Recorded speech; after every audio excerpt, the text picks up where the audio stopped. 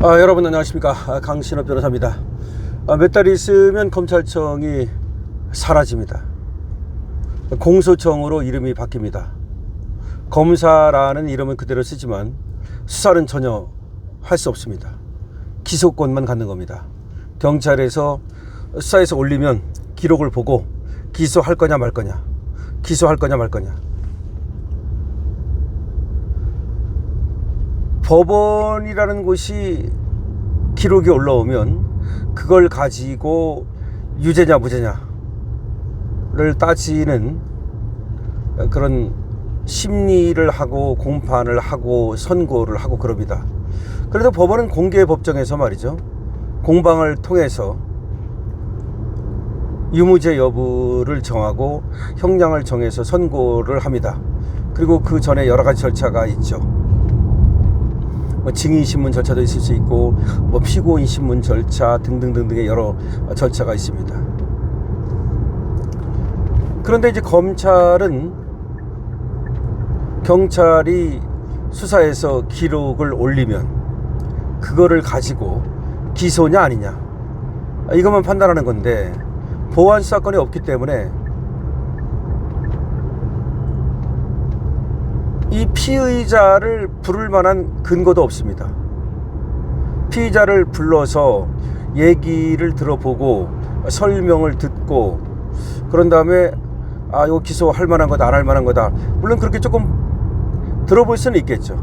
그 범죄의 경위와 과정 이런 거에 대해서. 그렇지만 그것마저도 말이죠,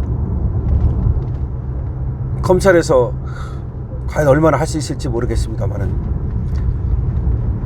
이제 검찰은 수사권이 전혀 없기 때문에 예를 들어서 올라온 기록을 보니까 이게 가해자와 피해자가 바뀌어 있어. 보니까 가해자는 빠져나가고 이 피해자가 이 가해자로 둔갑된 거야. 그러면 원래 보안사건이 있으면 보안사를 지시하든 아니면 수사권이 있으면 직접 불러가지고 자기가 직접 수사를 하든. 근데 앞으로는 이제 아무것도 할 수 없어.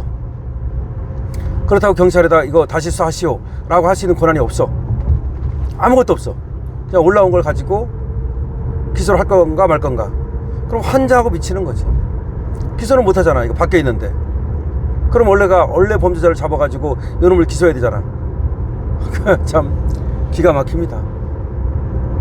그래서 지금 오랫동안 검사했던 사람들이 뭐라고 말하냐면, 제발 범죄 당하지 마세요. 범죄 당하지 마세요. 한마디로 X대입니다. 범죄 당하고 나서 오히려 범죄 피해자인데 가해자로 둔갑할 수도 있고, 너무나 억울한 범죄 피해를 당했는데도 불구하고 가해자들이 법망을 다 빠져나가고 기소조차 안 되고. 범죄 당하지 마세요. 강신업 TV를 보는 여러 구독자 여러분과 시청자 여러분께서도 지금부터는 각자 도생, 자기 방어, 자기가 자기를 지켜야 됩니다. 범죄 당하지 않도록 해야 됩니다.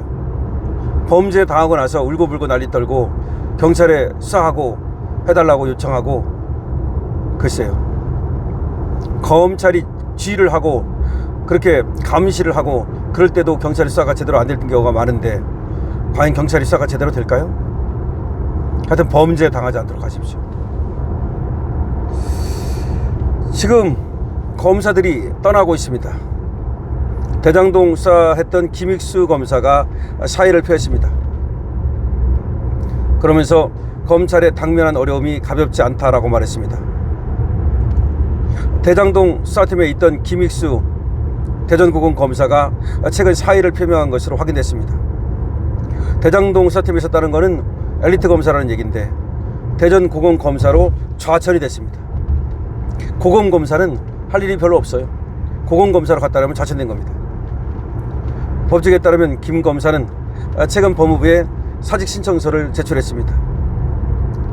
김 검사는 내부망에 올린 게시글을 통해 20년을 넘게 근무했으니 처음 생각했던 것보다 꽤 오래 검사로 살았다면서 소회를 밝혔습니다. 그러면서 전력을 다한 시간이 축적된다는 것은 단순히 시간이 흐르고 쌓인다는 것 이상의 의미가 있는 것이라며, 분신과 같이 여겼던 검찰이 사랑하는 사람들이 당면한 어려움과 고민의 무게가 결코 가볍지 않다고 적었습니다. 검찰을 떠나면서 남아있는 사람들 당면한 어려움이 결코 가볍지 않다. 김 검사는 부산 대동고와 연세대 법학과를 졸업했습니다. 2006년 의정부지검 고양시청에서 검사 생활을 시작해서 서울중앙지검 부부장 검사, 대검찰청 디지털수사과장, 부산지검 반부패수사 부장, 수원지검 부부장 검사 등을 역임한 바 있습니다. 지난 8월 대전고검 검사로 자리를 옮겼습니다. 수원지검에 있을 때 부부장 검사로 있으면서 대장동 수사를 했던 겁니다. 박상용 검사와 함께 대장동 수사를 했던 건데, 그 이후로 좌천이 됐고 검찰을 떠나겠다고 사의를 표한 겁니다. 김 검사는 대표적인 특별수사 베테랑으로 꼽히는 엘리트입니다. 지난 2021년 이재명의 더불어민주당 대표 시절 대장동 개발비리 사건 수사 당시 수사팀 내 주축이었습니다. 지난 3월 윤석열 정권 정치검찰 조작기소 의혹 사건 진상규명 국정조사 특별위원회가 신청한 증인 명단에도 이름을 올린 바 있습니다. 즉 민주당에서 대장동 검사라는 이유로 국회의 증인으로 또 불러낸 그런 일도 있습니다. 김 검사는 과거 박근혜 정부의 국정농단 의혹, 국가정보원 특수활동비 청와대 상납 의혹 등의 사건도 수사한 바 있습니다. 그러니까 김 검사는 어떻게 보면 큰 사건에 이렇게 저렇게 크게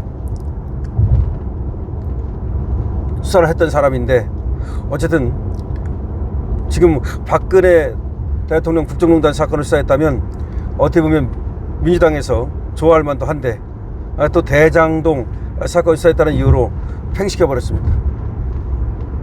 결국은 말이죠, 이 김 검사의 정치 성향은 알 수 없으나 어쨌든 간에 이재명을 수사했다는 이유로, 이재명 대장동을 수사했다는 이유로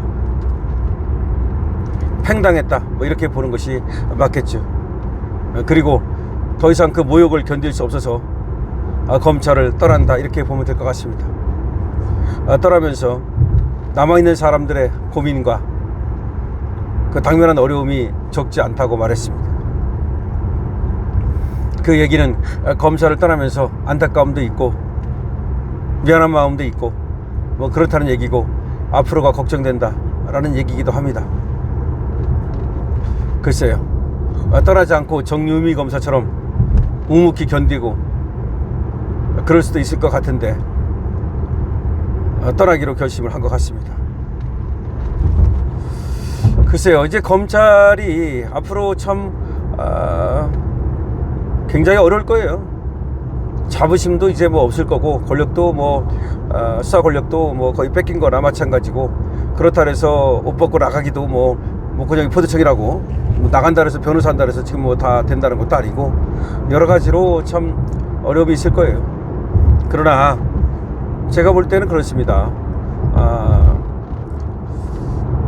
권력이라고 하는 것은 또 권불5년이니까, 그리고 검찰청이 지금 없어진다고 하지만 또 다시 언제 다시 살아날지도 모르는 것이고, 그리고 또 기소권만 갖는다고 하지만 압수수색 영장이라든가 내지는 체포영장, 인신구속에 관한 영장 같은 건 여전히 갖고 있는 거니까, 그런 영장권이라든가 그 다음에 또 지금 기소권이라든가 이런 것들을 잘 활용하면 얼마든지 또 나름대로 경찰을 견제하면서 국민의 어떤 인권을 보호하기 위한 그런 노력을 할 수 있을 거라고 생각합니다.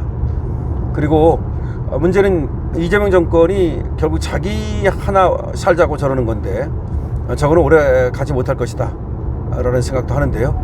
어쨌든 대장동 수사를 했다가 좌천이 되고 그리고 사직을 한다니까 상당히 좀 안타까운 마음이 있습니다.